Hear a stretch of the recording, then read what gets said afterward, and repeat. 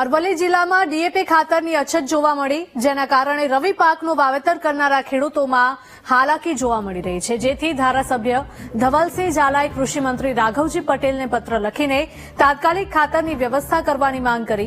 સાથે જ ખાતરની અછતના કારણે રવિ સિઝનનું વાવેતર અટક્યું હોવાનો પણ ધારાસભ્યએ દાવો કર્યો છે. આ ઉપરાંત ખાતરની અછતને લઈને દર વર્ષે ખેડૂતોને અન્યાય થતો હોવાની ધવલસિંહ ઝાલાએ પત્રમાં રજૂઆત કરી છે.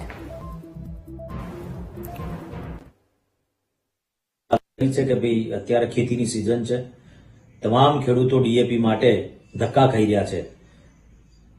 મારો જિલ્લો હર હંમેશ માટે બાદ કરવામાં આવતો એ પ્રકારનું ક્યાંક ને ક્યાંક તમામ ડિપાર્ટમેન્ટ વતી વલણ થતું હોય છે. ખેડૂતો તો તકલીફમાં તો છે જ, એટલે મેં રજૂઆત કરતો પત્ર લખ્યો છે અને વિનંતી કરું છું સરકારને પણ કે હર હંમેશ ખેડૂતોને વારે આવ્યા છે અને હર હંમેશ ખેડૂતો માટે નિર્ણયો લીધા છે અને ખેડૂતોને ફાયદો થાય, મગફળી હોય કે બટેકા હોય એને સારો ભાવ મળે તે પ્રકારના નિર્ણયો લીધા છે ને એનાથી ખેડૂતો સુખી સમૃદ્ધ પણ થતા દેખાય છે.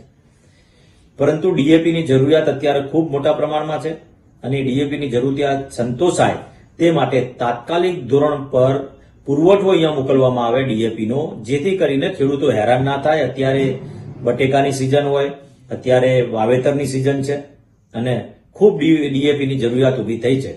તો વિનંતી સાથે મેં પત્ર લખ્યો છે અને એમને વિનંતી પણ કરું છું કે તાત્કાલિક ધોરણ પર ડીએપીનો પુરવઠો મોકલી આપવામાં આવે. રાજ્યમાં છેલ્લા